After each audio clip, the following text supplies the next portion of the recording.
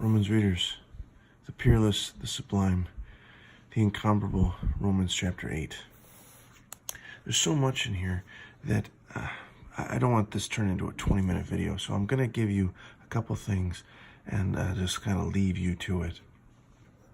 In the Jewish framework, God had made a covenant with the people, given them a ton of promises, hopes, and dreams.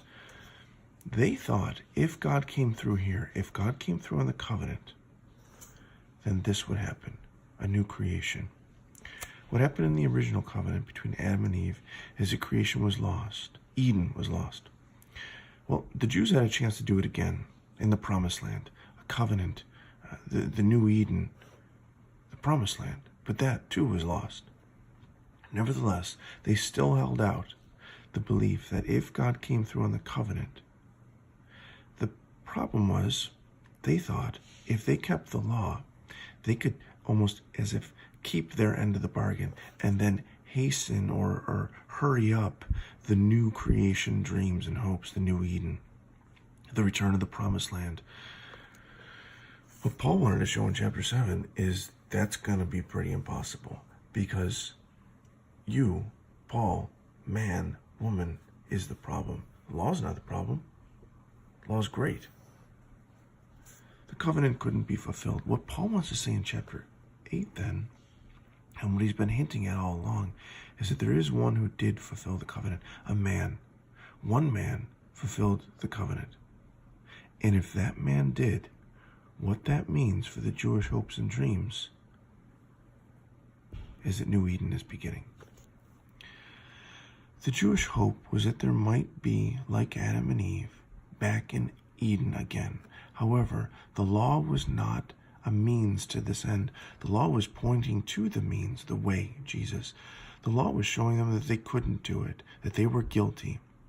But there was one man who came through. The law was pointing to the means, the way, Jesus. Jesus then is fulfilling the Jewish hope of reborn new humanity, which we saw in chapter 6 with the death and resurrection and new life in Jesus. And now we'll see in chapter 8. And now Jesus is fulfilling the Jewish hope of reborn new Eden in chapter 8, which we'll see in a sec. Paul's point then is that Jesus is what we Jews were always looking for. Jesus, everything the Jews ever want, everything the Jews hoped and dreamed, all the promises made by God. Paul's point is, it's all happening in Jesus.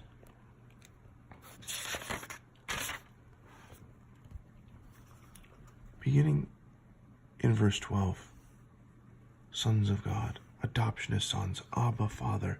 He says it again down here, sons of God. What is this? Adam and Eve, reborn.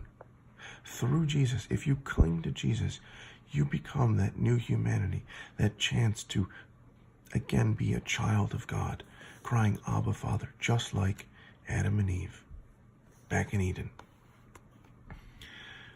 So now then, this makes sense. A lot of the times, if you're reading Romans 8, all of a sudden, this transition seems odd. All of a sudden, he starts talking about creation. He does it over and over. Creation, creation, creation, creation, creation. Okay, we were talking about justification, a new life, life in the Spirit. We were talking about being children of God, and then creation. Well, this makes complete sense if you have within you, or if you have with you, the Jewish conception of how this was working, the Jewish framework.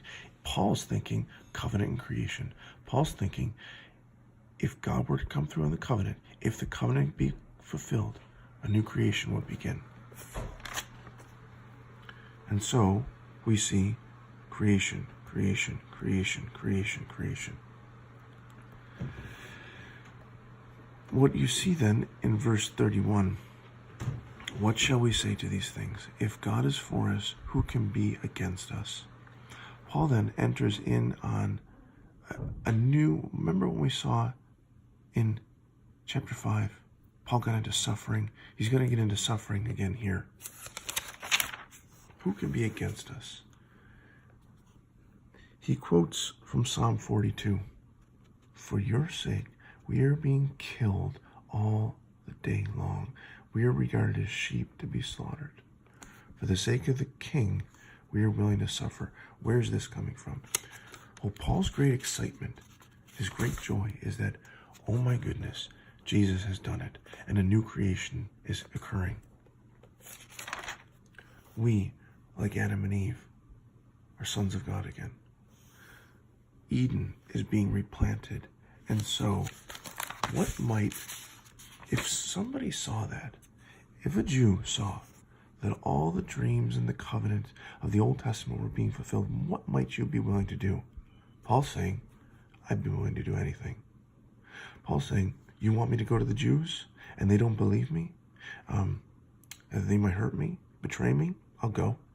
You want me to go to the Gentiles? They won't believe me? They might hand me over to the Romans? I'll go. I don't care. I'll go anywhere. I'll do anything. For your sake, we are being killed all the day long. Neither height nor depth nor anything else in all creation will be able to separate us from the love of God in Christ Jesus our Lord. Of course not. Who is the Lord of creation?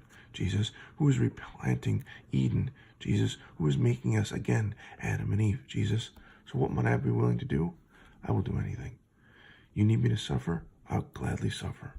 Because there is no darkness on my horizon anymore.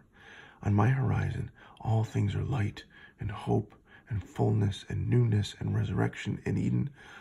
Paul will do anything now for Jesus because all he sees is hope and life in Eden. Romans chapter 9 tomorrow.